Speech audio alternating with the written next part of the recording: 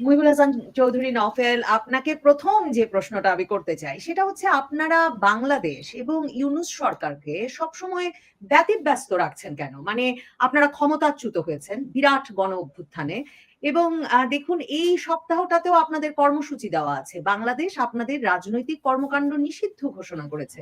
আপনারা আ বাংলাদেশ আর ইউনূসকে ব্যতিব্যস্ত রাখছেন কেন? আম এই প্রশ্নটা হয়তোবা ইউনুস সরকারের কাছে আপনার রাখাটা যুক্তিযুক্ত ছিল। তবে যেহেতু আপনি আমার কাছে বলেছেন, আ সেই অ্যা সেই প্রশ্নের উত্তরেই বলছি। আ বাংলাদেশ আমাদের দেশ।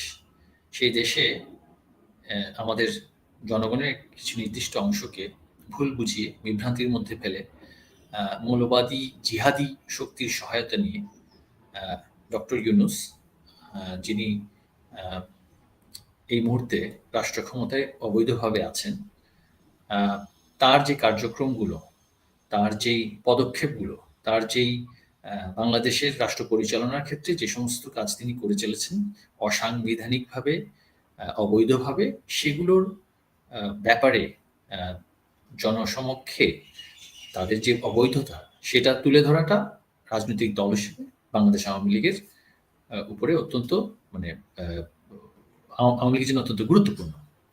আ ডক্টর ইউনূস তিনি আসলে কত বড় মাপের আ ব্যক্তিত্ব, কত বড় মাপের তার যেই বিশাল পরিচিতি বিশ্বব্যাপী, সেই পরিচিতির আ পাশাপাশি তার যেই আ এই বিষয়ে তো সন্দেহ নেই যে যে গ্লোবাল আ সমাজে, যে বৈশ্বিক সমাজে তার যেই পরিচিতি, পরিচিতির সাথে তার যে গ্রহণযোগ্যতার বিষয়ে বিশ্ব সমাজ বা বিশ্ব ব্যবস্থা যে তার গ্রহণযোগ্যতার প্রশ্নের যেই অনেক বিষয়ে তারা হয়তোবা অবগত নেই, সেগুলো বিশ্ব সমাজকে যেমনি আমাদেরকে জানান দিতে হবে, বাংলাদেশের মানুষকে, আমাদের দেশের মানুষকে এই তার যে প্রতারণামূলক কার্যক্রম, তার যেই আ আ অবৈধ যে তার যে লক্ষ্য, তার যে রাজনীতি বিরোধী এবং আ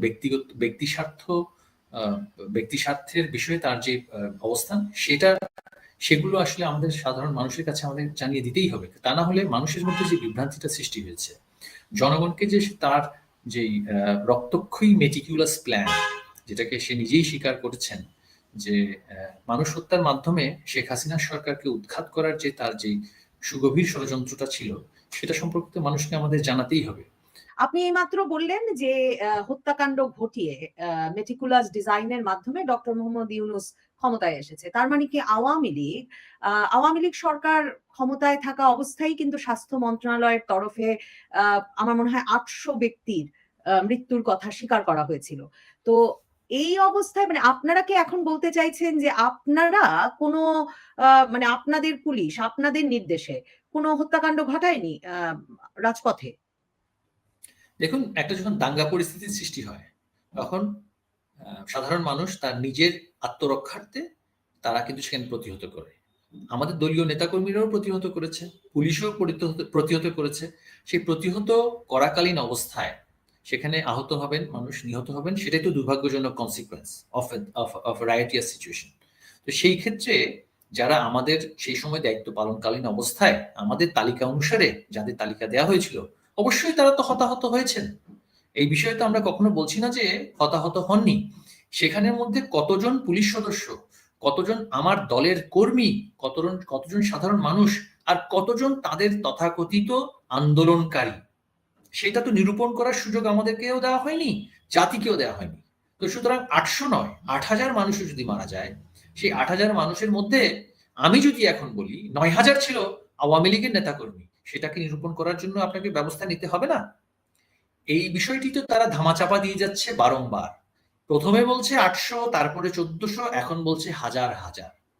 তো এখন সেই যে একটা ধোঁয়াশা সৃষ্টি করার প্রবণতা, ওই যে রাষ্ট্রের সাথে প্রতারণা করে, জনগণের সাথে প্রতারণা করে, এই ধোঁয়াশা সৃষ্টি করে, বিভ্রান্ত করে, মানুষকে বিভ্রান্ত করে ক্ষমতায় বসে আছে।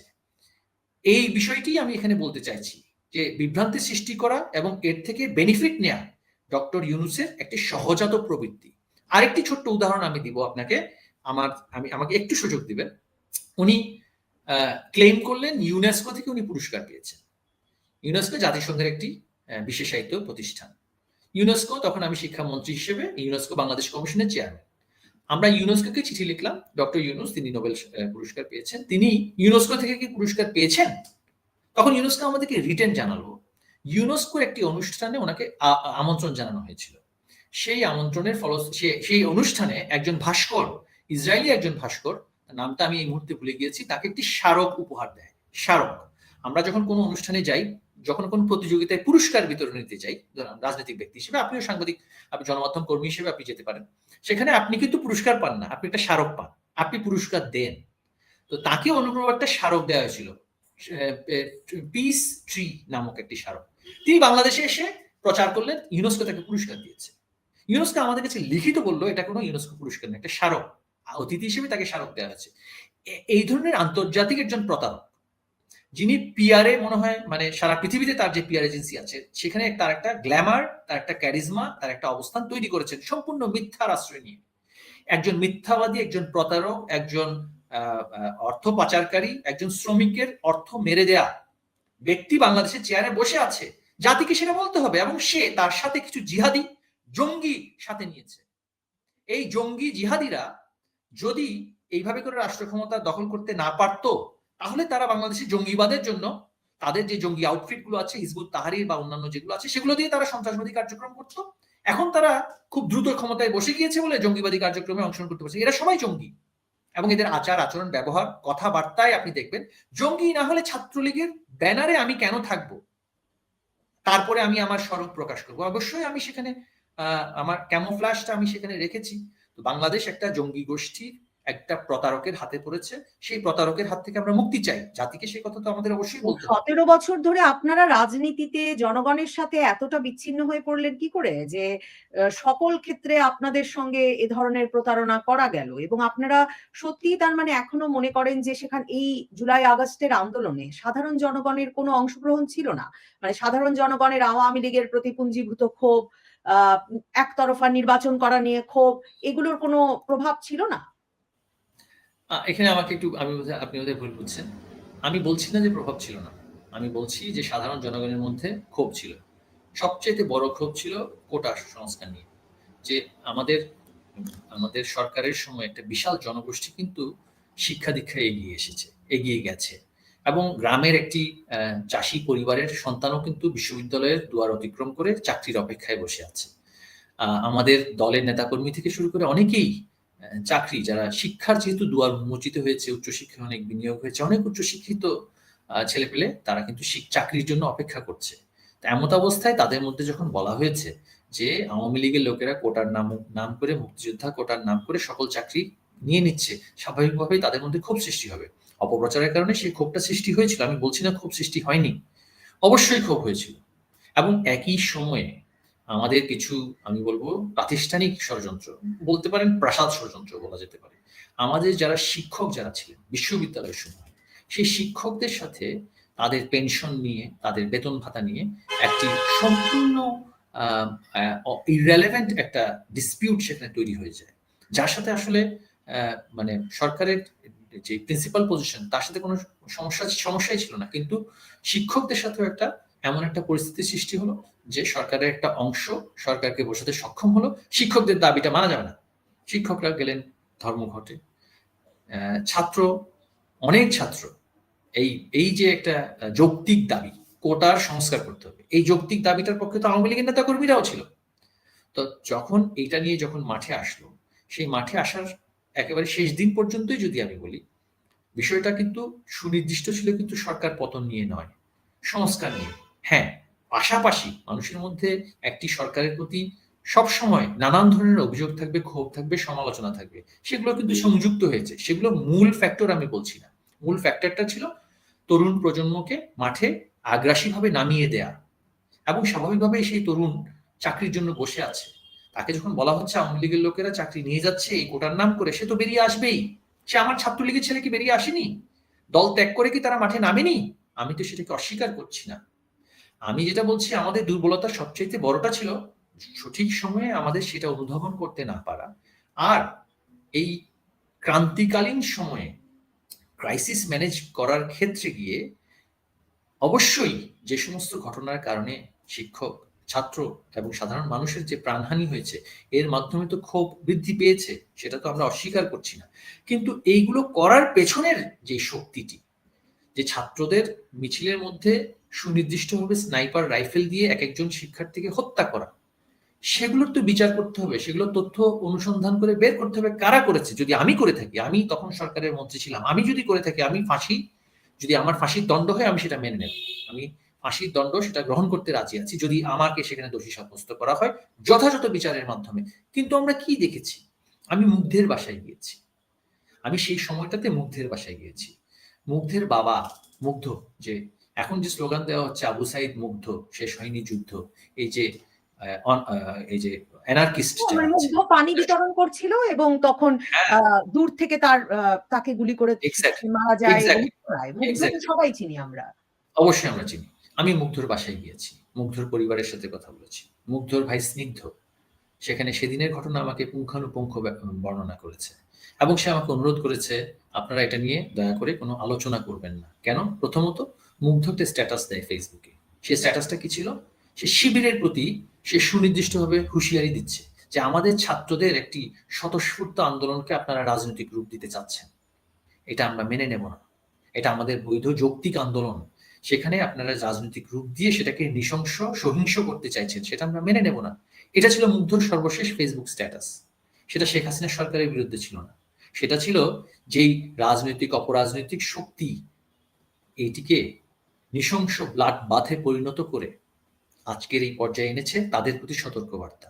এবং মুগ্ধর ভাই স্নিগ্ধ আমাকে বলছিল যে যখন মুগ্ধ সেখানে পানি বিতরণ করার পরে সেখানে তারা হেঁটে হেঁটে যাচ্ছিল, হঠাৎ করে বহু উচ্চ একটা একটা উচ্চ দালান থেকে একটি গুলি, এখানে কিন্তু ছড়রা গুলি হয়নি, এখানে কিন্তু উপর্যুপুরি গুলি হয়নি, একটি স্পেসিফিক বুলেট এসে মুগ্ধর মাথায় লাগে এবং সে সেখানে লুটিয়ে পড়ে।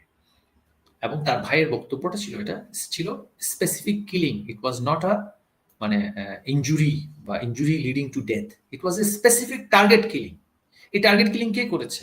এখন আপনি যদি বলেন যে রাষ্ট্র মুগ্ধের মতন একটা নিরহ শিক্ষার্থীকে, যে আমাদের আইসিটি মন্ত্রণালয় থেকে পদকপ্রাপ্ত হয়েছে, জুনায়েদ আহমেদ পলকের কাছ থেকে পদকপ্রাপ্ত হয়েছে ফ্রিল্যান্সিং এ, সে নিজ গুণে অনেক অর্থ আয় করতো, এর কারণে তাকে রাষ্ট্র খুঁজে বের করে নিয়ে সুনির্দিষ্ট স্নাইপার রাইফেল দিয়ে হত্যা করবে? এটা কি বিশ্বাসযোগ্য কথা? নাকি যেই অপরাজনৈতিক শক্তির বিরুদ্ধে মুগ্ধের সেই স্ট্যাটাস ছিল, সেই স্ট্যাটাসের কারণে মুগ্ধকেই হত্যা করতে হবে এবং হত্যা করে সবচেয়ে বেশি ইমোশন সেখানে আমি মানুষের মধ্যে আনতে পারবো? এই যে ক্লিনিক্যাল সার্জিক্যাল স্ট্রাইক যারা করেছে, তারা এই মেটিকুলাস ডিজাইনের অংশ, তারাই মুগ্ধকে হত্যা করেছে। এবং মুগ্ধের ভাই বলছিল সেখানে আমার সাথে সেদিন আমাদের যে শিক্ষা উপদেষ্টা ছিলেন কামাল আব্দুল নাসির চৌধুরী ছিলেন, সংস্কৃতি প্রতিমন্ত্রী ছিলেন নাহিদ ইজহার খান, শিক্ষা প্রতিমন্ত্রী ছিলেন, এতজন মানুষের সামনে, এবং বিইউপির ভাইস চ্যান্সেলর ছিলেন সেখানে, সেখানে শিক্ষার্থী ছিল, তাদের সামনে সে শঙ্কা প্রকাশ করছিল যে ভাইয়া আপনারা তো এখান থেকে চলে যাবেন, আপনারা তো আপনাদের কাজে চলে যাবেন, কিন্তু আমাদের পরিবার তো নিরাপত্তাহীনতায় থাকবে, যারা মুগ্ধকে হত্যা করেছে তারা তো আমাকে হত্যা করতে পারে। সে তার জীবন শঙ্কায় ছিল। আজকে হয়তো বা পরিস্থিতির কারণে তাকে নানান দায়িত্ব দিয়ে ক্যামোফ্লেজ করার চেষ্টা করা হচ্ছে, তাকে চাপিয়ে দেওয়া হয়েছে অন্যদের দায়িত্ব, কিন্তু সে কিন্তু সেই দিন বলছিল যে একটি বুলেটের মাধ্যমে আমার ভাইকে হত্যা করেছে। সে একটি বুলেটে হত্যা করার মতন sniper team Bangladesh police, Bangladesh সরকার ডিপ্লয় করেছে, এই কথা কি আপনি বিশ্বাস করেন? আপনি একজন গণমাধ্যম কর্মী, আপনি অনুসন্ধানী, আপনি কাজ করেছেন, আপনি কি সেটা বিশ্বাস করেন? রাষ্ট্র এক মুগ্ধকে হত্যা করার জন্য 7.62 বোরের গুলি দিয়েই কিন্তু প্রায় 70% মানুষ, মানে 7.62 মানে মিলিটারি রাইফেলের গুলি দিয়ে। কাজেই এটা তো পরিষ্কার হওয়া দরকার যে আওয়ামী লীগ সরকার মিলিটারি রাইফেল সহ আইন শৃঙ্খলা বাহিনীকে সেখানে নিয়োজিত করেছিল কিনা, মোতায়েন করেছিল কিনা, এবং মিলিটারি রাইফেল থাকলে তো সম্ভব এক গুলিতে মৃত্যু নিশ্চিত করা। মিলিটারি বা আমাদের সেনাবাহিনী কখন মাঠে নামে? তারা 21 বা 22 তারিখ রাতে কারফিউ দেওয়ার মাধ্যমে সেখানে মাঠে নামে। কিন্তু যে সমস্ত হত্যাকাণ্ডগুলো আমরা দেখেছি, যেগুলো এখন বলা হচ্ছে 7.64 ক্যালিবারের লাইফ রাইফেল দিয়ে সেখানে হত্যাকাণ্ডগুলো হয়েছে, এগুলো তো ইনভেস্টিগেশন হচ্ছে না। এগুলো আসলে কত বোরের লাইফ বুলেট, সেগুলো তো ইনভেস্টিগেশন করা হয়নি, করতে দেওয়া হয়নি। যখন শাখাওয়াত সাহেব এই কথাটা বললেন, তাকে কিন্তু সরিয়ে দেওয়া হলো। অর্থাৎ একটি যে গোষ্ঠী এই সুনির্দিষ্ট কিলিংটা করেছে, মিলিটারি গ্রেড বলা হয়, মিলিটারি রাইফেল না। আমাদের সেনাবাহিনী ব্যবহার করেন হচ্ছে AK-47 প্রজাতির যে স্বয়ংক্রিয়, এবং মিলিটারি কিন্তু স্বয়ংক্রিয় অস্ত্র দিয়ে কিন্তু সেখানে কিন্তু ব্রাশ ফায়ার করার মতন যুদ্ধাবস্থা সেখানে ছিল না, তারা সেটা করেননি। এগুলো হচ্ছে স্নাইপার রাইফেল, মিলিটারি গ্রেডের যুদ্ধাবস্থায় যারা স্নাইপারের কাজ করে, সুনির্দিষ্টভাবে কোনো কমান্ডার কোনো অফিসারকে হত্যা করতে হবে তাদেরকে টার্গেট করে করা হয়। এই স্নাইপার রাইফেল গুলো কারা দিয়েছে? স্নাইপার রাইফেল কি বাংলাদেশ আওয়ামী লীগের কর্মীদের হাতে স্নাইপার রাইফেল যাওয়ার কোনো সম্ভাবনা আছে? অবশ্যই নেই। আমি বলবো কেন নেই, কারণ আমাদের আওয়ামী লীগের নেতা কর্মীদের কাছে যে বৈধ লাইসেন্স করা অনেক অস্ত্র তো ছিল নিজেদের আত্মরক্ষার্থে, তারা কেন স্নাইপার রাইফেল নেবে, অবৈধ রাইফেল? তো স্নাইপার রাইফেল নিয়ে কারা হত্যা করেছে, মাহফুজকে সে উত্তর দিতে হবে, শফিককে সে উত্তর দিতে হবে, এবং এই অবৈধ ইউনুস, খুনি ইউনুস, তাকে সে উত্তর দিতে হবে। খুনি ইউনুসকে উত্তর দিতে হবে সে কতগুলো খুন করার পরিকল্পনা করেছিল, এবং হাজার হাজার যে শব্দটা ব্যবহার করা হচ্ছে সেটা যদি লক্ষ লক্ষ হয়, প্রত্যেকটা খুনের দায়িত্ব হচ্ছে খুনি ইউনুসের, এবং তার যে সাঙ্গপাঙ্গরা সৃষ্টি হয়েছে, লামিয়া মোর্শেদ থেকে শুরু করে, লুৎফে সিদ্দিকী থেকে শুরু করে, রজার রহমান, এবং এই যে একটা গ্যাং যে বাংলাদেশের রাষ্ট্র ক্ষমতা দখল করে নিয়েছে, এই পুরো গ্যাংকে বিচারের সম্মুখীন করতে হবে, এবং এদের কাউকে আমরা ছেড়ে দেব না। এবং এই জন্য ইউনুস ইম্পোর্ট করে পাসপোর্টধারীদেরকে নিয়ে এসেছে, বিদেশি পাসপোর্টধারীদেরকে। Lutfe Siddiqui British passport holder.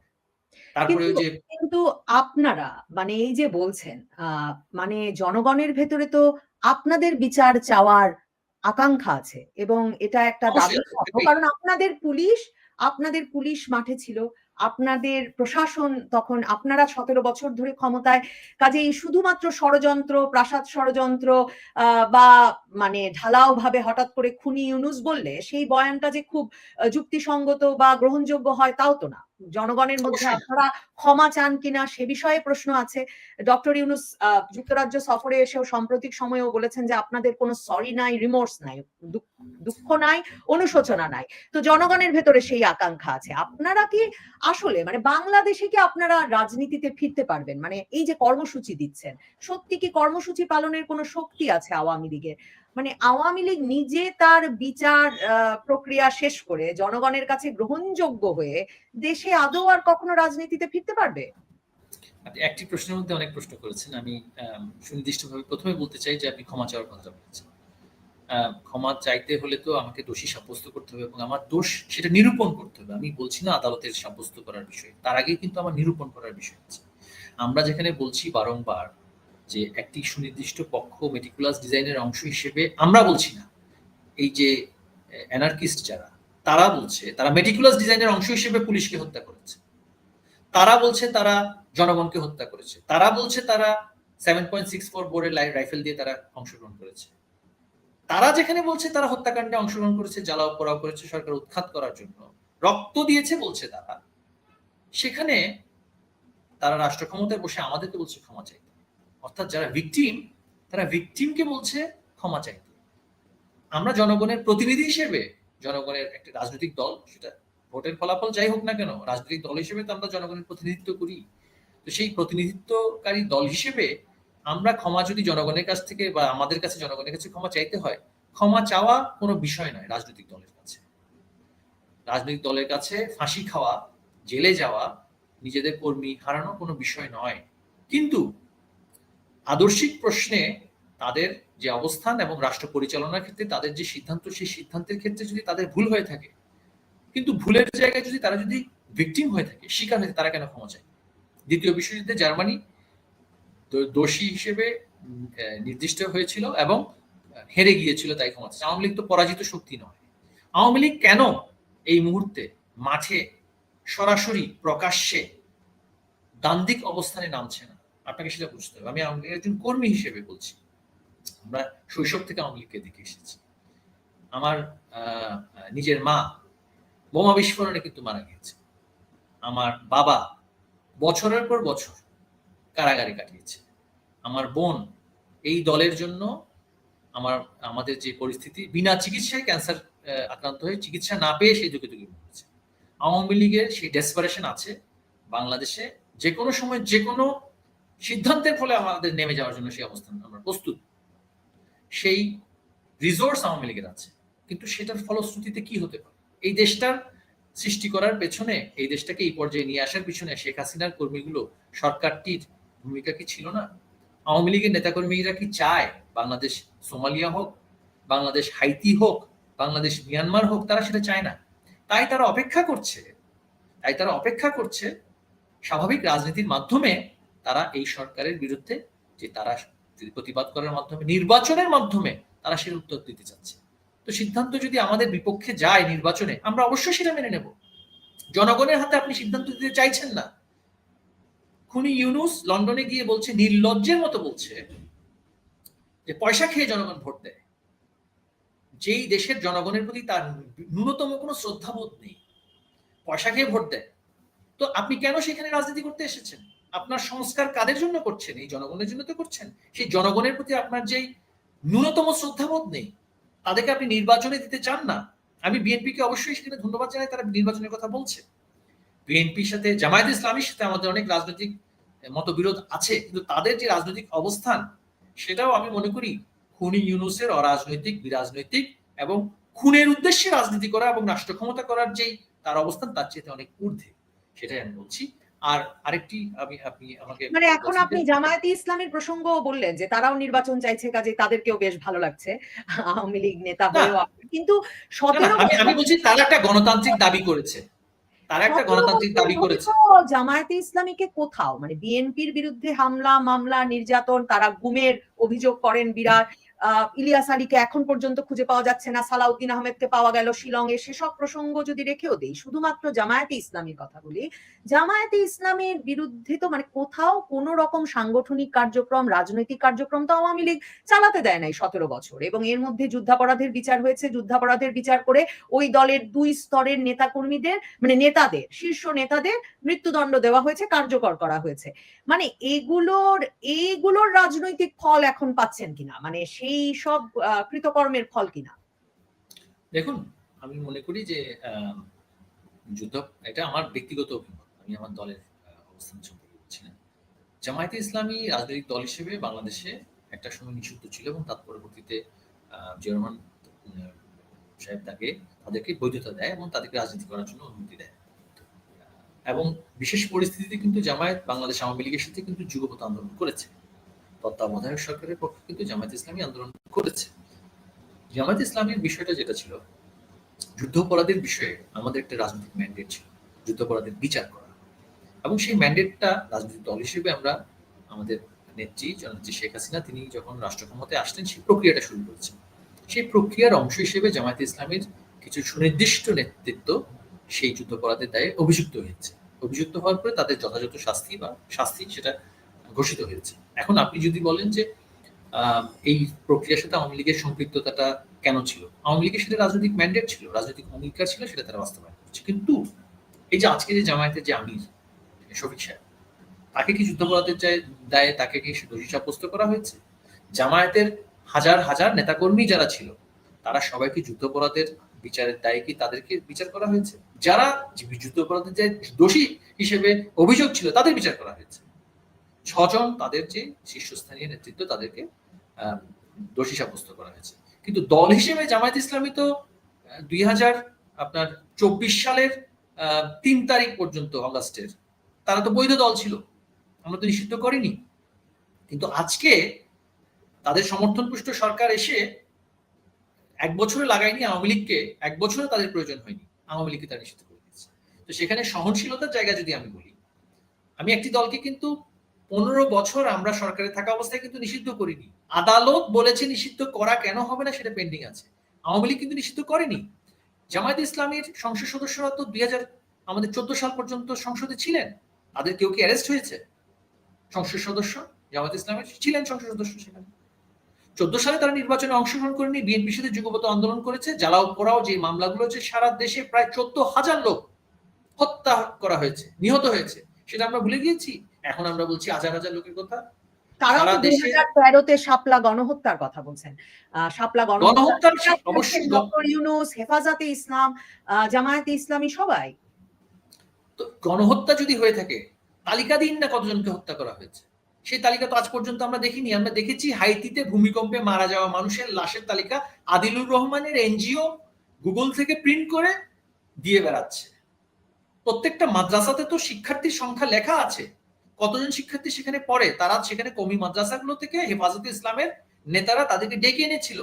কতজন শিক্ষার্থী মিসিং আর কতজন শিক্ষার্থী আপনার এখনো সেই আন্দোলনের পরে সেখানে শিক্ষা গ্রহণ করছে, সেটা তো খুবই সহজেই বের করা যায়, কথা বললে তো হবে না, সেই তালিকা তো বের করা যায়। গণহত্যার দায়ে যদি 10জনও কিন্তু গণহত্যা হতে পারে যদি সুনির্দিষ্ট ব্যক্তি গোষ্ঠীকে আমরা যদি টার্গেট করে থাকি। তো সেটা দেখাক, নামগুলো তো দেখতে চাই আমি। কিন্তু আপনি এখন তো বিচার তো দূরের কথা, কথাই বলতে দিচ্ছেন না। এর ফলশ্রুতিতে যেটা হচ্ছে, আওয়ামী লীগ একটি সংবিধান মানা, রাষ্ট্র মানা, আইন মানা রাজনৈতিক দল, তাকে যখন আপনি পরিণত করতে চান একটা আন্ডারগ্রাউন্ড পার্টিতে, এর ফল তো আপনাকে ভোগ করতেই হবে। কিন্তু আপনি তো ভোগ করবেন না, আপনি বিদেশে পালিয়ে যাবেন, আপনার 14 গোষ্ঠী সকলের বিদেশি পাসপোর্ট আছে, আপনি চলে যাবেন।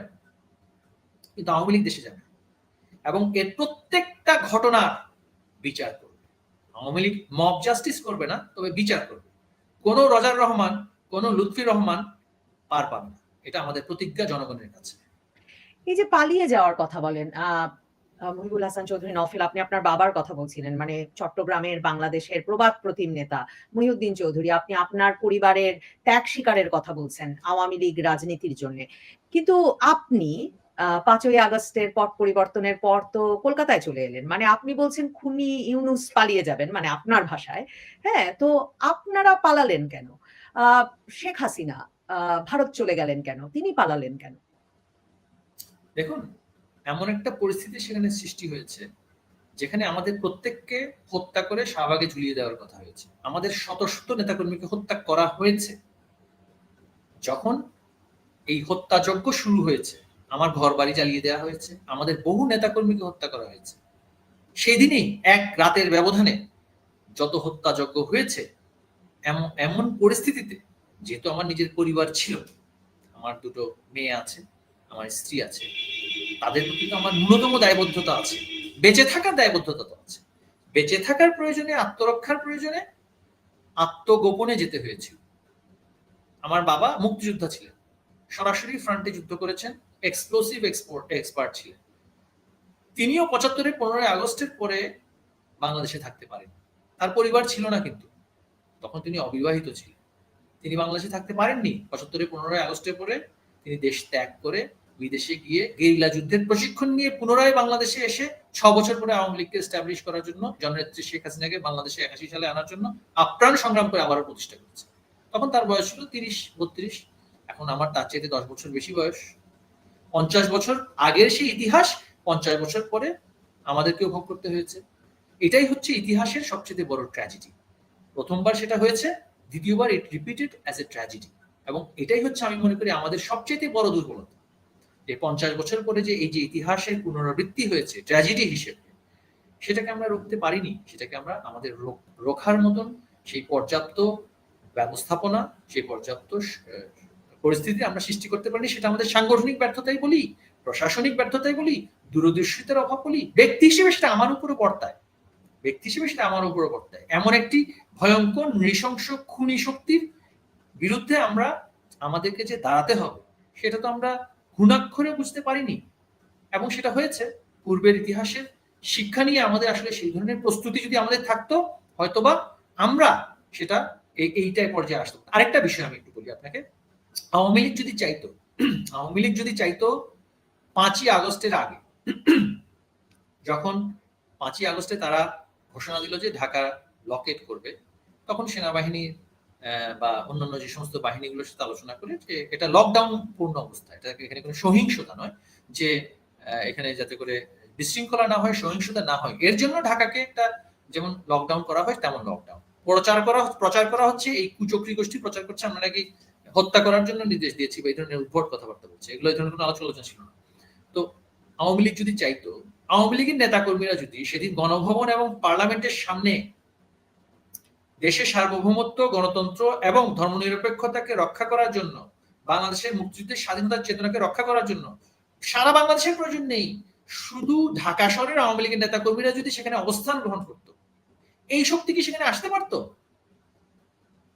এই শক্তি সেখানে জীবনে চিন্তাও করতে পারতো না সেখানে আসার। কিন্তু রক্তক্ষয় যাতে না হয়, রাষ্ট্রীয় প্রশাসন যাতে করে দায়িত্ব নেয় এবং তারাই যাতে করে এই লকডাউন বাস্তবায়ন করে, আমরা তাই সিদ্ধান্ত নিয়েছি সাংগঠনিকভাবে আমরা সেখানে থাকবো না। সেই সিদ্ধান্তে সঠিক থাকতে পারে, সেই সিদ্ধান্ত ভুল হতে পারে, কিন্তু আমরা যদি সেদিন আপনাদের সিদ্ধান্ত নিয়ে সংগঠনটা এত দুর্বল হয়ে গিয়েছিল 17 বছর সংগঠন দুর্বল হয়নি।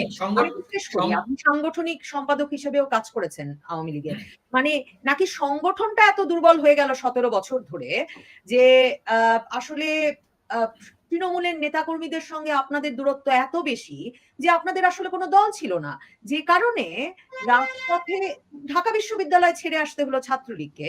সারা বাংলাদেশে তখন প্রতিরোধ গড়ে তোলার কোনো শক্তি কি সত্যি আওয়ামী লীগের ছিল? ঢাকা বিশ্ববিদ্যালয় ছেড়ে ছাত্রলীগ চলে আসেনি, শুধুমাত্র শিক্ষার্থীদের সাথে সংঘর্ষের ফলে যাতে শিক্ষার্থীদের প্রাণহানি না হয় এর জন্য সাংগঠনিক নির্দেশনায় ছাত্রলীগ হল খালি করে দিয়েছে। ঢাকা বিশ্ববিদ্যালয়ের একজন শিক্ষার্থী কিন্তু প্রাণহানি হয়নি, কারণ শিক্ষার্থীর জীবন ছিল আমাদের কাছে গুরুত্বপূর্ণ। কিন্তু এই অরাজক পরিস্থিতি সৃষ্টিকারী যারা অপরিণামদর্শী কর্মসূচিগুলো দিচ্ছিল, ভয়াবহ দাঙ্গা এবং সহিংসতার জন্য যারা কর্মসূচিগুলো দিচ্ছিল অস্ত্র শস্ত্র সহকারে, তাদের সাথে যদি আমরা রক্তক্ষয়ী সংঘর্ষে যদি লিপ্ত হতাম সত্যিকার অর্থেই, তারা কিন্তু রক্ষা পেত না। কিন্তু আজকে যে প্রাণহানি হয়েছে এটা আরো বেশি বাড়ত। এই যে প্রাণহানি হওয়ার বিষয়টি, মানুষের প্রাণ, এই দেশের জনগণের জন্যই তো আমাদের রাজনীতি। যেই দেশের মানুষের জনগণের জন্য, যে দেশের জনগণের জন্য আমাদের রাজনীতি, আমাদের প্রধানমন্ত্রী জননেত্রী শেখ হাসিনা, তিনি তো তাদের জন্যই এই কাজগুলো করেছেন। এবং তাদের যখন রক্তক্ষয় হচ্ছে তখন তো সেখানে তিনি একজন মানবিক মানুষ হিসেবে তার পক্ষে সেদিন সেখানে বসে থেকে সরকার একগুঁয়ে ভাবে রক্তক্ষয় বাড়ানোর যদি সিদ্ধান্ত তিনি যদি নিতেন, সেটা তো আমাদের এই পরিস্থিতিতে আজকে হয়তো বা ফেস করতে হতো না, কিন্তু অনেক রক্তক্ষয় হতো। আন্দোলনের নামে যারাও নেমেছে মাঠে তারাও তো আমার সন্তান, তারা কি আমার প্রতিপক্ষ? আমি তো সরকার, তারাও আমার দেশের নাগরিক। আমি কি চাই তার রক্তে রঞ্জিত হোক আমার রাজপথ? আমার ক্ষমতা কি এতই গুরুত্বপূর্ণ? শেখ হাসিনা তো শেখ মুজিবের কন্যা, বঙ্গবন্ধুর কন্যা, প্রধানমন্ত্রীর কন্যা, রাষ্ট্রপতির কন্যা এবং শিল্পমন্ত্রীর কন্যা। জন্ম মানে বলতে হয়তো বা শুনতে খারাপ শোনাবে, আর সেই রাজ রক্ত নিয়ে জন্ম নেওয়া ব্যক্তি শেখ হাসিনা, তার কাছে কি ক্ষমতা এতই গুরুত্বপূর্ণ যেই জনগণের জন্য তার সারা জীবনের রাজনীতি, তার বাবার মৃত্যু, তার সবকিছু তার তিনি হারিয়েছেন, সেই জনগণের রক্তক্ষয় হতে থাকবে আর তিনি নিরোর মতন বাঁশি বাজিয়ে ক্ষমতায় বসে থাকবেন? সেই নেতা কি শেখ হাসিনা? সেই নেতা শেখ হাসিনা নয়। তাই শেখ হাসিনা সেদিন সিদ্ধান্ত নিয়েছিলেন বাংলার মানুষের রক্তক্ষয় না হতে তিনি দেশের অভ্যন্তরে থাকবেন না, অথবা তাকে সেদিন বের করে দেওয়ার মতন পরিস্থিতি সৃষ্টি করা হয়েছে। কিন্তু তিনি তো পদত্যাগ করেননি। তার যে সিদ্ধান্ত, আমি যতটুকু বুঝি নফেল এখানে যদি একটু থামাই, মানে কে বের করে দিল? মানে তাকে তো সামরিক বাহিনীর হেলিকপ্টারে করে তিনি রওনা হলেন, তারপর পরিস্থিতির কারণে কেন আওয়ামী লীগ এটা বলে না? মানে একটা তো আমি তো দেখি সেনাবাহিনীর একটা কু অনুষ্ঠিত হয়েছে 3 তারিখ, সেনাবাহিনীর দরবার থেকে খবর ছড়িয়ে পড়লো যে আপনাদের সরকারের সঙ্গে আর সেনাবাহিনী নাই, এবং সেদিনই এই লং মার্চের ঘোষণা এলো, এক দফা এক দাবির আন্দোলন হলো। মানে আপনাদের সঙ্গে তো তখন তার মানে জনগণ নাই, সেনাবাহিনী নাই, কিভাবে টিকবেন আপনারা? দেখুন, সেনাবাহিনী নেই বা জনগণ নেই, এগুলো সবগুলোই হচ্ছে এই গোষ্ঠীর একটা প্রচার। আমাদের সরকারের পতন হয়েছে ঢাকা শহরে। আমি চট্টগ্রামের মানুষ, আমি চট্টগ্রাম শহরের সংসদ সদস্য। চট্টগ্রামে কিন্তু সরকারের পতন তো দূরের কথা, এই অপরাজনৈতিক শক্তি দাঁড়াতেও পারে, সেভাবে দাঁড়াতে পারেনি। একদিনের জন্য বন্দর বন্ধ করতে পারেনি। ঢাকা চট্টগ্রাম রাস্তা, যেটা দেশের মেরুদণ্ড বলা হয়ে থাকে, সেটা বন্ধ করতে পারেনি। শুধুমাত্র ঢাকায় আমরা পরিস্থিতির শিকার হয়েছি, এবং সেই পরিস্থিতি কারা সৃষ্টি করেছে আপনি দেখেছেন। ঢাকা চট্টগ্রাম মহাসড়ক সহ মানে শুধুমাত্র যাত্রাবাড়িতে যুদ্ধাবস্থা বিরাজ করেছে, এবং যাত্রাবাড়িতে কারা সেটা করেছে আপনি সেটা দেখেছেন। এখন একটা গৃহযুদ্ধপূর্ণ পরিস্থিতির দিকে দেশ এগিয়ে যাচ্ছিল, গৃহযুদ্ধপূর্ণ। এমতাবস্থায় সেনাবাহিনীকে মোতায়েন করা হয়েছে স্থিতাবস্থা বজায় রাখতে, শান্তিপূর্ণ অবস্থা বজায় রাখতে। সেনাবাহিনীর সাথে সাথে যদি আমাদের দলের নেতাকর্মীরা যদি সেদিন বা সেই পরিস্থিতিতে যদি সশস্ত্র অবস্থা গ্রহণ করত, সেনাবাহিনী তাদের সার্বিক কার্যক্রম করছে, তাহলে কি এই শক্তি দাঁড়াতে পারতো? আমরা কিন্তু সেটা করিনি, কারণ মৃত্যুর যে টোল প্রতিদিন বাড়ছে, এই রক্তের দায় আমরা কেন নেব? যারা এই রক্ত ক্ষয়ের জন্য ষড়যন্ত্র করেছে তাদের সেই দায় নিতে হবে, ইউনূসের সেই দায় নিতে হবে, জিহাদিদের সেই দায় নিতে হবে। আমি একটি ভারতীয় সংবাদ মাধ্যমে বলেছি, Yunus is the new Jinnah. Jinnah যেমনি করে ব্যক্তি জীবনে নাস্তিক, কিন্তু রাজনৈতিক জীবনে ইসলামকে ব্যবহার করে সে ভারতবর্ষের বিভাজন ঘটিয়ে নিজের প্রধানমন্ত্রী পদ, গভর্নর জেনারেল হয়েছে, ইউনূস তার ব্যক্তি স্বার্থ চরিতার্থ করার জন্য যে জীবনে কোনোদিন নামাজ পড়তে আমরা তাকে দেখিনি। ইউনূস সরকারের এই কুচক্রীরা আমাকে বানিয়েছে ইসকনের, সনাতন ধর্মীয় সংগঠন ইসকনের গোপন ষড়যন্ত্রকারী।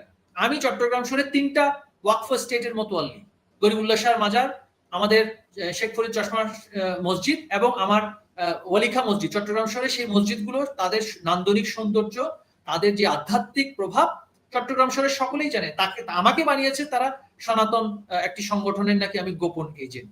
এই অপরাজনৈতিক অপশক্তিকে ব্যবহার করে নাস্তিক ইউনূস আজকে ক্ষমতায় বসেছে। জীবনে তাকে আমরা কখনো নামাজ পড়তে দেখিনি, জীবনে তাকে আমরা কখনো স্মৃতিসৌধে গিয়ে বাংলাদেশের স্বাধীনতা সার্বভৌমত্বের প্রতি পুষ্পস্তবক অর্পণ করা, আমাদের স্বাধীনতার প্রতি সম্মান প্রদর্শন করতে আমরা দেখিনি। এই প্রতারক আজকে এই জিহাদিদের সাথে নিয়ে ক্ষমতায় বসে আছে। এর সব বিচার হবে, এর সব উত্তর দিতে হবে। আমাদের সাথে জনগণ নেই বলছেন, ঠিক আছে, নির্বাচন দিন, নির্বাচনটা দিন। জনগণ যে নেই সেটা তো প্রমাণ করতে হবে। এখন আপনি নির্বাচন আজকে না কালকে, ডিসেম্বর না ফেব্রুয়ারি, ফেব্রুয়ারি না জুন মাস, নানান ধরনের কথা বলছেন। কারণ আপনি জানেন, আপনি হাটাজারি উপজেলা ইউনিয়নের ইউপির নির্বাচন করলে আপনি পারবেন না ইউনূস সাহেব। 2 বছর কোভিড গেল, রূপায়ণ টাওয়ার আপনি বসেছিলেন, নির্বাচন করবেন কেন? ওনাকে তো উনি কেন নির্বাচন, উনি তো নির্বাচনের ঊর্ধ্বে, ওনাকে বসিয়েছেন, উনি তো আল্লাহ পাক রব্বুল আলামিন, আল্লাহ পাক রব্বুল আলামিন যেন ওনাকে ক্ষমতায় বসিয়ে দিয়েছে। এটাই হচ্ছে ওনার যে সমস্ত কিছু কুচক্রী প্রচারক তারা নির্ধারণ করছে, তাদেরকে সেটা বলছেন যে তাকে নবুয়তের মতন করে নাকি বসিয়ে। কি নিকৃষ্ট কথা, কি নিকৃষ্ট কথা তাকে সেভাবে করে তুলনা করা হচ্ছে, যে কিনা দ্বীনে ইসলামের অনেক বেসিক টেনেটসের বিরুদ্ধে তার যে অবস্থা। আমি সেদিকে যাচ্ছি না। আমাদের বক্তব্য হচ্ছে আওয়ামী লীগ বাংলাদেশের সাধারণ মানুষের রাজনীতি করে। আওয়ামী লীগ রাষ্ট্র পরিচালনায় দীর্ঘদিন ছিল, বঙ্গবন্ধুর কন্যা প্রধানমন্ত্রী ছিলেন। তিনি তো ফেরেশতা নন, আওয়ামী লীগের নেতাকর্মীরাও ফেরেশতা নন, আমি মন্ত্রী হিসেবে ফেরেশতা নন। আমাদের সকলেরই ভুল হবে। রাষ্ট্র পরিচালনার ক্ষেত্রে, নীতি প্রণয়নের ক্ষেত্রে পৃথিবীর কোন দেশে কোন নীতি শতভাগ সফল হয় না। ডোনাল্ড ট্রাম্প নীতি ঘোষণা করলেন না ট্যারিফে, শেষ পর্যন্ত সব তো পরিবর্তন করতে হয়েছে।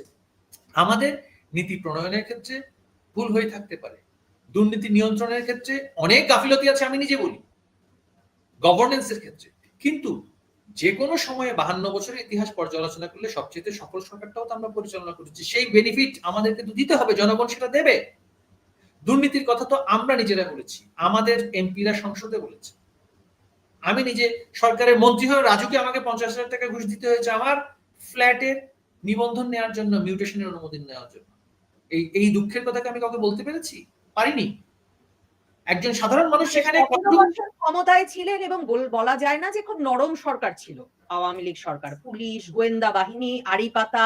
আর এখন যে সরকার আছে সেই সরকার কি খুবই আরো নরম, আয়নাঘর, সকল অভিযোগ আছে আপনাদের বিপক্ষে। তারপর দুর্নীতি যে আপনারা দমন করতে পারেন নাই, সেটা তো মানে আপনাদের সুবিধাভোগীরা এই দুর্নীতিতে যুক্ত ছিল, সেটাও তো স্বীকার করতে হবে।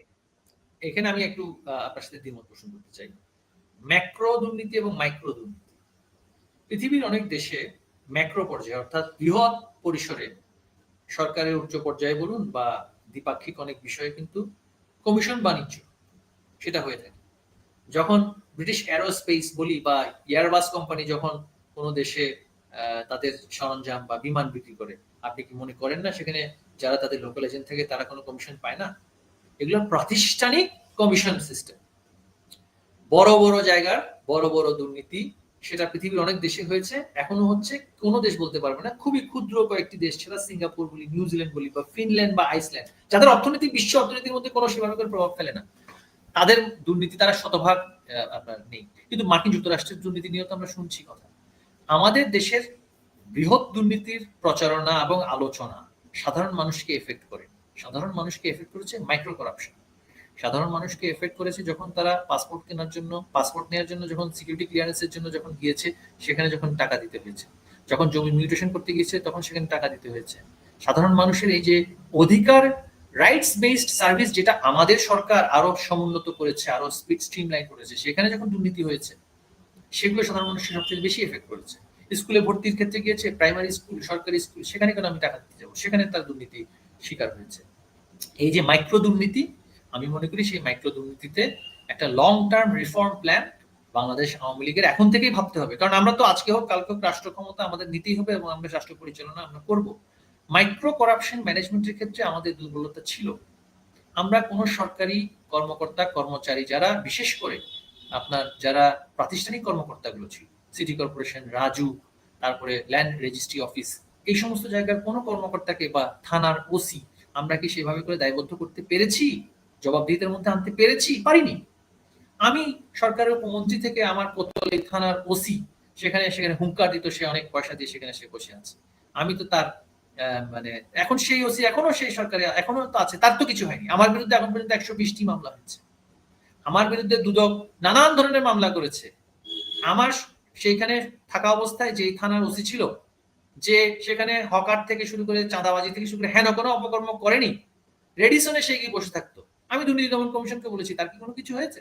সে প্রতিদিন রেডিসনে গিয়ে বসে থাকতো। চাঁদপুর শহরে নাকি তার অনেক জায়গায় সম্পত্তি আছে, সে আর অনেক বড় জায়গায় পয়সা দিয়ে সে সেখানে বসে আছে। তার কি কিছু করতে পেরেছে এই সরকার? নিশ্চয়ই সেই সমন্বয়করা তার থেকে কিছু পয়সা নিয়ে নিচ্ছে। তো এই যে মাইক্রো করাপশনের বিষয়ে জনগণের যে উষ্মা, জনগণের যে ক্ষোভ, জনগণের যে দুঃখ, সেটা হয়তো আমরা অনুধাবন সেভাবে করতে পারিনি। সেক্ষেত্রে জনগণের ক্ষোভ ছিল, কিন্তু জনগণের সরকার পরিবর্তন করার মতন ক্ষোভ ছিল না, সেটাই আমি বলছি। পৃথিবীর সকল সরকারের বিরুদ্ধে কিন্তু ক্ষোভ, সমালোচনা এবং অভিযোগ থাকে, কিন্তু আমার সরকারের আপনারা এই বিরুদ্ধে, যে সরকার ভারতে প্রধানের বিরুদ্ধে সেই অভিযোগটা ছিল না। আপনারা ভারতে আছেন, আওয়ামী লীগের অনেক নেতা মন্ত্রী। না, আমি আমি আমি একটু আমাকে এখানে একটু আমাকে বলতে হবে। আমি এই মুহূর্তে আত্মগোপনে আছি। কোন দেশে আছি বা কোথায় আছি, দেশের ভেতরে আছি কিনা সেই বিষয়ে আমি সুনির্দিষ্ট করে মন্তব্য করতে চাই না। কারণটা হচ্ছে আমি এই মুহূর্তে আত্মগোপনে আছি। আমি আপনি এই ক্ষেত্রে কিছুটা আমি আপনার সাথে দ্বিমত পোষণ করছি। আমি কিন্তু এখানে প্রচারণা হয়েছে, যেই প্রচারণাগুলো হয়েছে সেগুলো আমি আমি এই মুহূর্তে কোনো মন্তব্য করতে চাই না। তবে এটা অবশ্যই অনস্বীকার্য, আমি এই মুহূর্তে আত্মগোপনে আছি। যে কোনো সময় সে আত্মগোপন থেকে আমরা আত্মপ্রকাশে যাব, শুধু সময়ের অপেক্ষা। তো এই যে মানে ভারতে যারা আছেন তাদের সম্পর্কে আমরা শুনি, ভারতে এবং মানে পশ্চিমের বিভিন্ন দেশে আওয়ামী লীগের যে মন্ত্রী, মিনিস্টার এবং বড় নেতারা আছেন তারা খুব বিলাসবহুল জীবনযাপন করছেন। আবার দেশে যারা আছেন তাদের সঙ্গে আপনাদের শীর্ষ নেতাদের কোনো যোগাযোগ নাই, তারা খুব অসহায় অবস্থায় আছেন। তৃণমূলের নেতাকর্মীদের সঙ্গে যোগাযোগ হলে তারা কি বলছেন? আর এই যে বিদেশে এই এত বড় বা ভারতে যারা আছেন, কি মানে ভারত সরকার তাদেরকে কি ক্যাটেগরিতে আশ্রয় দিয়েছেন এবং কিভাবে তাদের খরচাপাতি, নিরাপত্তা সব চলছে কি করে? দেখুন, আমাদের নেতৃবৃন্দ কোন দেশে আছেন এবং অনেকেই দেশে আছেন, জেলে আছেন, কারাগারে আছেন। তাদের যে মানবতার অবস্থা, সেই অবস্থার বিষয়ে আমি মন্তব্য করতে চাই না। এবং আমাদের দেশে যারা আমরা এখন আন্দোলন সংগ্রামে মাঠে ময়দানে আছি, তাদের কি অবস্থান সেটা কৌশলগত কারণে সেই বিষয়ে আমি মন্তব্য করতে চাই না।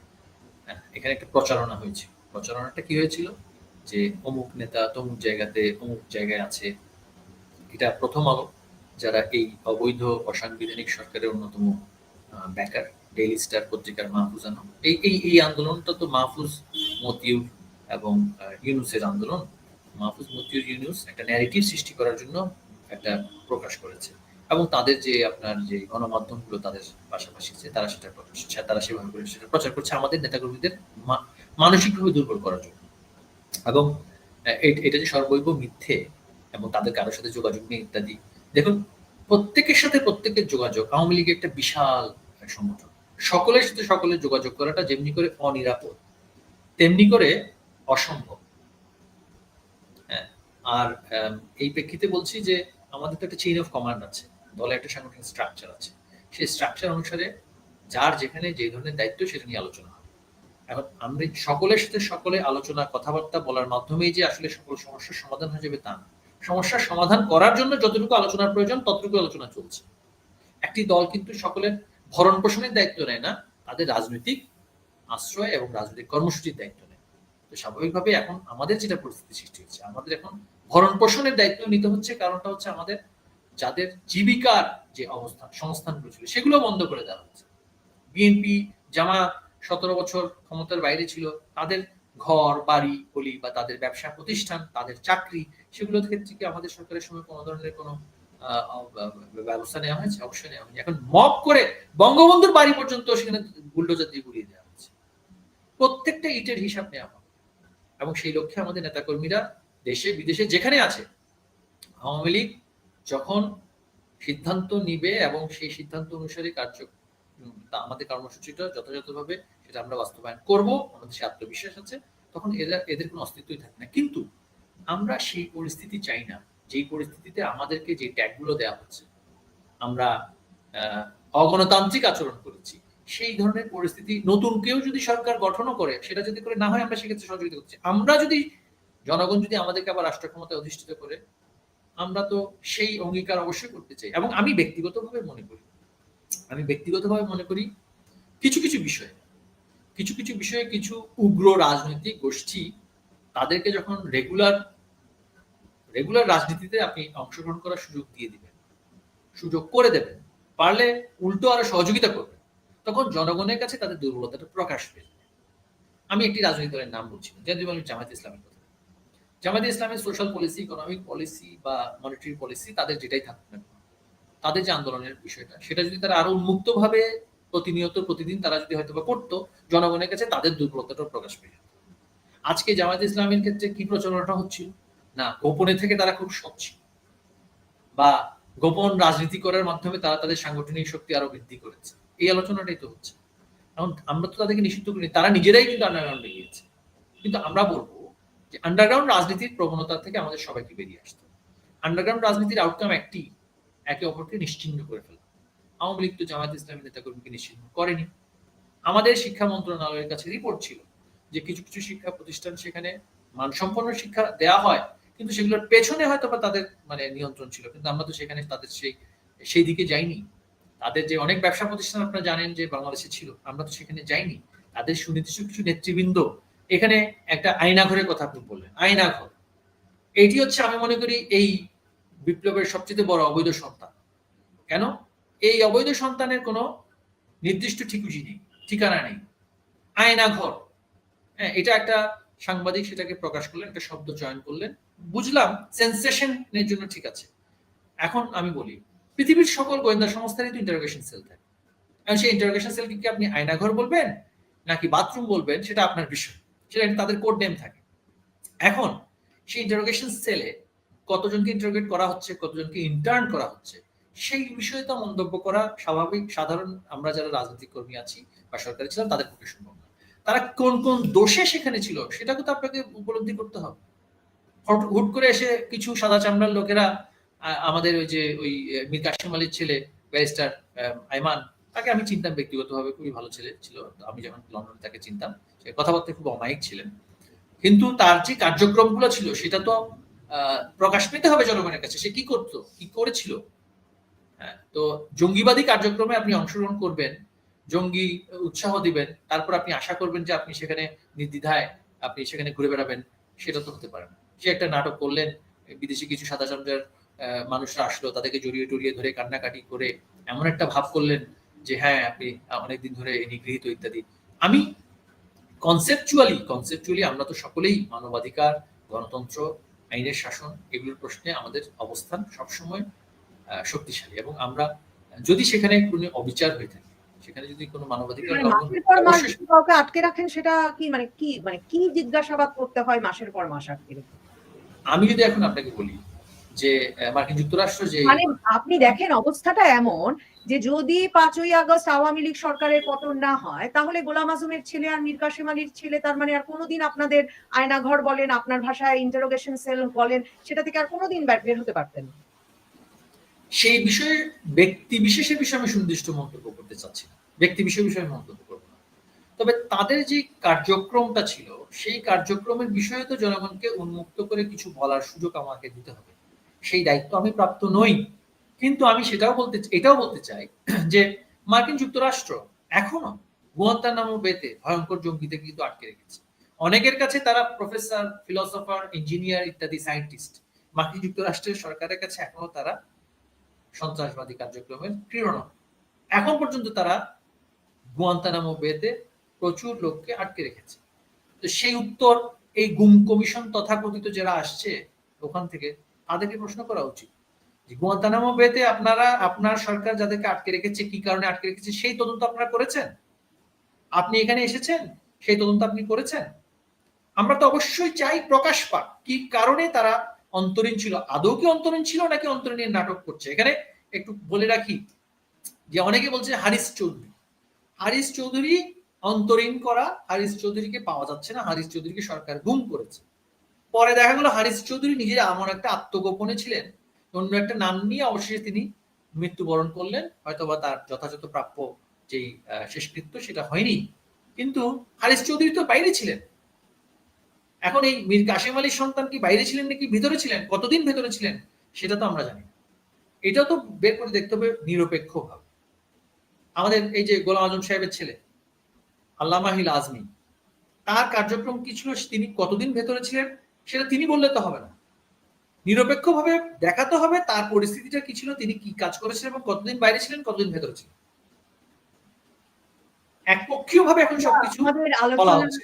হ্যাঁ, আমরা যদি আবার একটু ভিন্ন প্রসঙ্গে যাই, যে আওয়ামী লীগের রাজনীতির প্রসঙ্গে, যে বলা হচ্ছিল যে নেতৃত্বে পরিবর্তন এনে দলটাকে একেবারে পুনর্গঠন করে আওয়ামী লীগ একটা বিশুদ্ধ আওয়ামী লীগের কথা নাকি এমনকি সেনাপ্রধান হাসনাত আব্দুল্লাহ আর সার্জিস আলমকে ডেকে বলেছেন, সে কথাও তো আমরা তাদের মুখেই শুনলাম। কিন্তু এখন ওবায়দুল কাদের যখন ভারতীয় সংবাদ মাধ্যম, পরে বাংলাদেশের সংবাদ মাধ্যমগুলোকেও তিনি যখন সাক্ষাৎকার দেওয়া শুরু করলেন, তখন মানে তিনি বলছেন যে তিনি সাধারণ সম্পাদক আছেন, আগামী কাউন্সিলের আগে তো কোনো দলে পরিবর্তন নাই। তো দলের এই যে সাংগঠনিক নেতৃত্বে কোনো পরিবর্তন নাই, সেটাকে আপনাদের দলীয় নেতাকর্মীরা কিভাবে দেখছেন? মানে দলটা আসলে আপনাদের কতটা গোছানো হয়েছে এই 10 মাসে, নাকি একেবারেই আসলে বিপর্যস্ত অবস্থায় আছে? দেখুন, দলের সাংগঠনিক কাঠামোর কারণেই কি এই ষড়যন্ত্রকারীরা সফল হয়েছে, নাকি ষড়যন্ত্রকারীদের যে বিশাল রিসোর্স, তাদের যে মানে বিশ্ব রাজনীতি, তাদের অবস্থান, যে ভৌগোলিক যে জিওপলিটিক্যাল পজিশনের কারণে আমাদের এই ঘটনার সম্মুখীন আমরা হয়েছি, সেটা তো এখন আমরা নিরূপণ করিনি বা করার সেই পরিস্থিতি তো আসেনি। আমাদের দলের একটা নেতৃত্ব আছে, সেই নেতৃত্ব কাউন্সিল করার মাধ্যমে সেটা পরিবর্তন হয়। সেই নেতৃত্ব এটা এমন কোনো রাজনৈতিক দল নয় যে একেবারে ওই মানে আমাদের সভাপতি যাই বললেন তাই হয়ে যায়। এখানে গণতন্ত্র আছে। আমাদের প্রধানমন্ত্রী, আমাদের দলের সভানেত্রী, সভাপতি, তিনি একটা কাঠামোর মধ্যে একটা দল পরিচালনা করেন। অন্যান্য রাজনৈতিক দলের সাথে আওয়ামী লীগের মেলালে চলবে না। আলোচনা আছে, আলোচনা আমাকে নিয়ে আছে, আপনাকে নিয়ে আছে, অনেককে নিয়ে আছে, আলোচনা থাকবেই। এটাই হচ্ছে রাজনৈতিক দলের বৈশিষ্ট্য। যারা সফল হবেন না, যাদের কথা গ্রহণযোগ্য হবে না, এই প্রজন্মের কাছে বলি বা জনগণের কাছে বলি, তারা দায়িত্ব থেকে সরে যাবেন। আবার তারা দায়িত্বে থাকবেন কিনা থাকবেন না সেটা তাদের আমাদের দলের যে সিদ্ধান্ত গ্রহণকারী কর্তৃপক্ষ বা তাদের ঊর্ধ্বতন যে প্রেসিডিয়াম সদস্য, তারা সিদ্ধান্ত নেবে। তো এই সিদ্ধান্তগুলো নেওয়ার সময় কিন্তু এখনো আসেনি।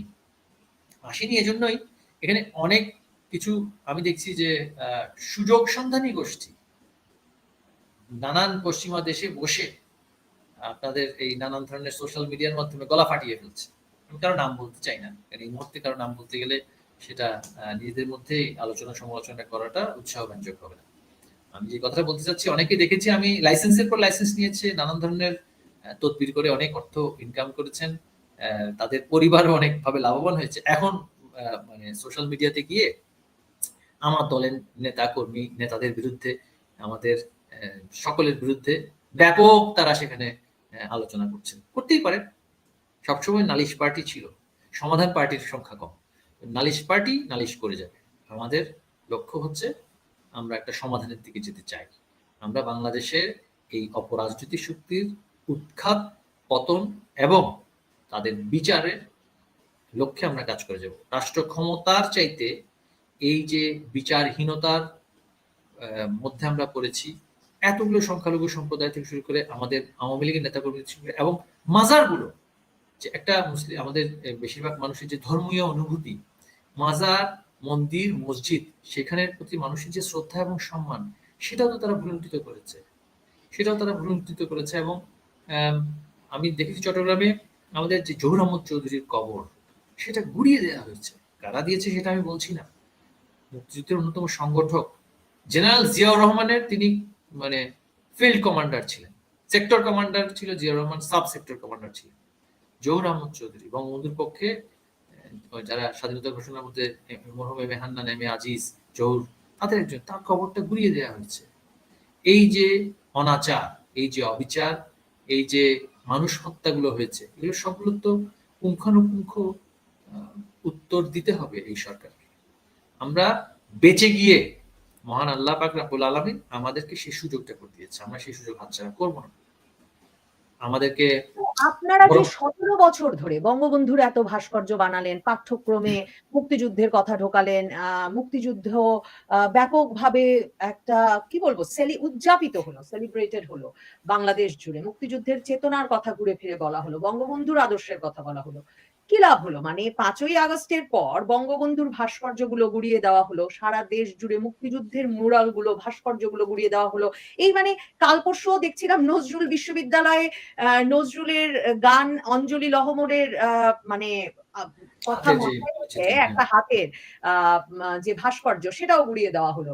মানে আপনারা, মানে এই নতুন প্রজন্ম, আপনি নিজে শিক্ষামন্ত্রী ছিলেন, শিক্ষা উপমন্ত্রীও ছিলেন, মানে এই নতুন প্রজন্ম এতটা বঙ্গবন্ধু বিরোধী হলো কি করে? এবং জুলাই আগস্টের আন্দোলনে নেতৃত্ব দানকারীরা এই ধরনের ন্যারেটিভ দিচ্ছেন যে আসলে মুক্তিযুদ্ধের মাধ্যমে আমরা যে দেশ অর্জন করেছি, তার ফলে আমরা ভারতের গোলাম হয়েছি। মানে আপনারা 17 বছর ধরে, আওয়ামী লীগ তো সারা জীবন বললো তারা আদর্শিক রাজনীতি করে, সেই আদর্শ ছড়িয়ে দিতে ব্যাপক ব্যর্থতার পরিণাম তো এটা। দেখুন, পাকিস্তানপন্থী একটি উগ্র জিহাদি গোষ্ঠী রাষ্ট্র ক্ষমতা দখল করেছে, তারা তো সেই ন্যারেটিভের কথাই বলবে। পাকিস্তানের এই যে ইউনুস, সে সর্বপ্রথম কন্ট্যাক্ট করলো হচ্ছে পাকিস্তানের প্রধানমন্ত্রী। পাকিস্তানের বিজয় হয়েছে তথাকথিত স্বাধীনতার মাধ্যমে, পাকিস্তান বাংলাদেশকে দখল করেছে। তো সেই পাকিস্তানি মানসিকতার জিহাদিরা এই কথাই তো বলবে, এর থেকে আপনি কি আশা করেন? এবং একটা এই ধরনের তারা বলছে আমাদের স্বাধীনতার মাধ্যমে আমরা চিরতরে ভারতের গোলামে পরিণত হয়েছি। এটা কারা বলছে? পাকিস্তানের গোলামরা বলছে, জিহাদিরা বলছে, রাজাকারের সন্তানরা বলছে, রাজাকারের উত্তরাধিকাররা বলছে, সাধারণ শিক্ষার্থীরা সেটা বলছেন। সাধারণ শিক্ষার্থীদেরকে বোঝানো হয়েছিল তারা বৈষম্যহীন সমাজের জন্য আন্দোলন করছে। বৈষম্যহীন সমাজের আন্দোলনটা তারা সক্রিয়ভাবে অংশগ্রহণ করেছে। সেখানে যখন তাদেরকে হত্যা করা হলো পরিকল্পিতভাবে, তাদের মধ্যে ক্ষোভ হলো, তারা বিক্ষুব্ধ হলো, তারা সরকার পতনের আন্দোলনে আসলো। আসার পরে তারা দেখলো তাদের পরিচালনাকারী শক্তিটা পাকিস্তানপন্থী রাজাকারী শক্তি। আজকে তাদের কোনো ভবিষ্যতের কথা চিন্তা করতে পারছে না, তারা চিন্তা করেছিল বৈষম্যহীন ভবিষ্যতের কথা। এখন তো ভবিষ্যতেই নেই। এখন 80,000-এর উপরে চাকরি হলো সুপারিশে। আমাদের সময় বলা হচ্ছিল কোটাতে, কোটা তো এখনো বাস্তবায়ন হয়নি, কিন্তু তার আগেই উত্তেজিত করে অপরিণামদর্শী আন্দোলনের মাধ্যমে এই পর্যায়ে নিয়ে এসেছে। আপনি কি বলতে পারছেন যে বাংলাদেশের সাধারণ শিক্ষার্থী, তরুণ প্রজন্ম, গ্রামে শহরে, তারা পাকিস্তানপন্থী? তারা কি বঙ্গবন্ধুর ভাস্কর্যই বলি বা নজরুলের এই যে ভাস্কর্য বা বিশ্ববিদ্যালয়ের মধ্যে যেটা আছে, তারা কি সেটা ভাঙতে গিয়েছে? হ্যাঁ, ভাঙতে গিয়েছে কিছু উগ্রবাদী গোষ্ঠী। 20% তো ছিল, 70 দশকেও ছিল। এই 20% বেড়ে কি 30% হয়নি? 30% লোক যখন গোলযোগ করে, 70% লোক তখন দেখে থাকে। সেটাই হচ্ছে মব জাস্টিস, হচ্ছে সেই মব জাস্টিসটা তারা দেখছে, তারা শঙ্কিত এবং আতঙ্কিত। পাশাপাশি যদি আত্মসমালোচনার কথা আমরা বলি, আত্মসমালোচনা, সেখানে আত্মসমালোচনা করতে গেলে হয়তোবা আপনি এটাও বলতে পারেন যে হয়তোবা ভাস্কর্যের যে সংখ্যা বলি বা ভাস্কর্যের যে লোকেশন বলি, সেগুলো নির্ধারণ করার ক্ষেত্রে হয়তোবা ভুল ছিল। প্রত্যন্ত অঞ্চলের একটা জায়গায় সেখানে গিয়ে ভাস্কর্যটা সেভাবে করে হয়তোবা না করলে, সেই জায়গায় না করলে হয়তোবা এটার আরো ফলটা ভালো হতো। এই ধরনের আলোচনা আমরা করতে পারি, কিন্তু ভাস্কর্য করার কারণে মানুষের ক্ষোভ হয়েছে সেটা তো নয়, বা মুক্তিযুদ্ধের চেতনা, শিক্ষা বা সেটা নিয়ে আলোচনা হয়েছে সমাজে বা প্রতিষ্ঠিত হচ্ছে সেটার কারণে আজকের অবস্থা, তা তো নয়। এই অবস্থার কারণে সেটার বিদায় হচ্ছে, সেটাকে বিদায় করার চেষ্টা করছে। কিন্তু ওইটার কারণে যে এইটা হয়েছে তা তো আপনি বলতে পারেন না। সেটাই আমি বলবো আগামী যে একটা রাজনীতিকে পাকিস্তানি কিভাবে দেখেন? মানে আগামী রাজনীতিতে আওয়ামী লীগকে কোথায় দেখেন? শেষ প্রশ্ন এটা আপনার কাছে। আওয়ামী লীগের আর আগামী রাজনীতিকে কোথায় দেখেন? নির্বাচন অনুষ্ঠিত হতে যাচ্ছে ফেব্রুয়ারিতে অথবা এপ্রিলে, মানে এই সময়টার মধ্যে। আ তো আ মানে আওয়ামী লীগ ছাড়া এই নির্বাচন, আওয়ামী লীগ তো অন্য দলকে ছাড়া অনেকগুলো নির্বাচন করল। আওয়ামী লীগ অন্য দলগুলোকে ছাড়া অনেকগুলো নির্বাচন করেনি। ২০১৪ সালে বিএনপি এবং জামাতের কিছু তাদের সমমনা দল নির্বাচন বর্জন করেছে। ১৮ সালে কিন্তু তারা নির্বাচন করেছে। ২৪ সালে এসে আবার তারা নির্বাচন বর্জন করেছে। সুতরাং আওয়ামী লীগ যে অনেক নির্বাচন তাদেরকে ছাড়া করেছে এটা বলাটা ভুল হবে।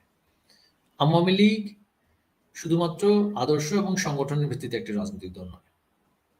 আওয়ামী লীগ, আমাদের যে সাবেক সাধারণ সম্পাদক তিনি একটা চমৎকার কথা বলেছিলেন আওয়ামী লীগ নিয়ে। আওয়ামী লীগ হচ্ছে একটা অনুভূতি। হাজার হাজার লক্ষ লক্ষ নেতা কর্মীর রক্তে রঞ্জিত যেই অনুভূতি, যেটা কনসেন্ট্রেটেড ফিলিংস, অনুভব এবং অনুভূতি, সেটা হচ্ছে আওয়ামী লীগ। সেখানে সেই রক্ত পিণ্ডে বঙ্গবন্ধুর রক্ত আছে, তার পরিবারের রক্ত আছে, জাতীয় চার নেতার রক্ত আছে। আওয়ামী লীগের প্রত্যেকটা পরিবার মার খেয়েছে, নির্যাতিত হয়েছে, রক্ত দিয়েছে, শহীদ হয়েছে, আহত হয়েছে, নিহত হয়েছে। এই উপমহাদেশে আওয়ামী লীগের মতো নির্যাতিত রাজনৈতিক দল আর কেউ নেই। আওয়ামী লীগের মানে সবচেয়ে আরামদায়ক পজিশনে বসে থাকা ব্যক্তিটারও কিন্তু রক্তক্ষরণ হয়েছে। এখন আমি যদি আমাকেই বলি, তা আমি তো শৈশবে আমি মাতৃহারা হয়েছি আওয়ামী লীগের কারণে, বোমা বিস্ফোরণে, আওয়ামী লীগের রাজনীতি করার কারণে। আমার বোন বিনা চিকিৎসায় সেখানে এসে মৃত্যুবরণ করেছে আওয়ামী লীগের রাজনীতির কারণে। আমার বাবা জেল থেকে জেলে ছিল আওয়ামী লীগের রাজনীতি করার কারণে। আমার প্রধানমন্ত্রী জননেত্রী শেখ হাসিনা তার পরিবারের প্রত্যেকটা সদস্যকে হারিয়েছে। আজীবন সে তার কষ্ট করেছে, তার পরিবারকে সময় দিতে পারেনি, তার শৈশব, তার সন্তানদের শৈশব। এই যে অনুভূতি, এই অনুভূতির কারণে আওয়ামী লীগ টিকে থাকবে। এই অনুভূতি বাংলাদেশের সমাজে, বাংলাদেশের মাটিতে, বাংলাদেশের অর্থনীতিতে, বাংলাদেশের পরিমণ্ডলে আজীবন থাকবে যতদিন বাংলাদেশ থাকবে। বাংলাদেশ পাকিস্তান হয়ে গেলে হয়তো আপনি বলতে পারবেন যে এই অনুভূতি থাকবে কিনা। বাংলাদেশ পাকিস্তান হবে না। বাংলাদেশ বাংলাদেশ থাকবে, বাংলাদেশে আওয়ামী লীগ থাকবে, এবং সেই আওয়ামী লীগের জন্য আমরা যারা নেতাকর্মীরা যারা আছি আমরা সকলেই রক্ত দিতে প্রস্তুত। এবং শেখ হাসিনার আহ্বানে আমি আপনাকে আজকে এখানে বলে দিতে চাই, কালকে যদি সেই প্রক্রিয়ায় আমরা যাচ্ছি না, আওয়ামী লীগের সভানেত্রী নেত্রী বঙ্গবন্ধুর কন্যা শেখ হাসিনা যদি আগামীকাল যদি সিদ্ধান্ত দেন, ঘোষণা দেন বাংলাদেশে আমরা অস্ত্র নিয়ে পুনর্বার মুক্তিযুদ্ধ করব, সেটা ২৪ ঘন্টার মধ্যে সেটা সম্ভব। মানে আমরা আপনাদের নেব। হাতে অস্ত্র আছে? অস্ত্র জোগাড় করা তো কোনো বিষয় নয়। এই সন্ত্রাসীরা অস্ত্র জোগাড় করেছে না? এই সন্ত্রাসীরা অস্ত্র জোগাড় করে, স্নাইপার রাইফেল জোগাড় করে আমাদেরকে হত্যা করেছে না? কিন্তু আমি কি রক্তক্ষয়ী চাই? কিন্তু আমি কি গৃহযুদ্ধ চাই? কিন্তু আমি কি সহিংসতা কি চাই? আমরা তো সেটা চাই না। আমরা এই দেশকে ভালোবাসি। এই দেশের রাজনীতিতে আবার সুপ্রতিষ্ঠিত হব, রাজনীতি করব। গণতান্ত্রিক পরিবেশে আওয়ামী লীগ পুনরায় বাংলাদেশের মানুষের কাছে তাদের দাবি নিয়ে গিয়ে রাষ্ট্র ক্ষমতা নিয়ে তাদেরকে সার্ভ করবে, সেটা আমরা জানি। এই জন্য এরা নির্বাচন দিচ্ছে না। 65% মানুষ চুপ করে আছে। ভোট দিন কালকে, 65% মানুষ আওয়ামী লীগের পক্ষে দেয় কি দেয় না সেটা তো প্রকাশ হয়ে যাবে। শফিক আর ইউনুস আর মতিয়ার মাহফুজ তাদের দৌড় কতটুকু সেটা প্রকাশ হয়ে যাবে। আমি বিএনপি জামাতের বিরুদ্ধে কিছু বলছি না, জাতীয় পার্টির ব্যাপারে বলছি না। আমরা বলছি গণতন্ত্রে বিশ্বাস করলে ভোট দিন, ভোট দিয়ে দেখুন আওয়ামী লীগের দৌড় কতটুকু। অসংখ্য ধন্যবাদ মহিবুল হাসান চৌধুরী নফেল, আপনাকে সময় দেওয়ার জন্য। দর্শক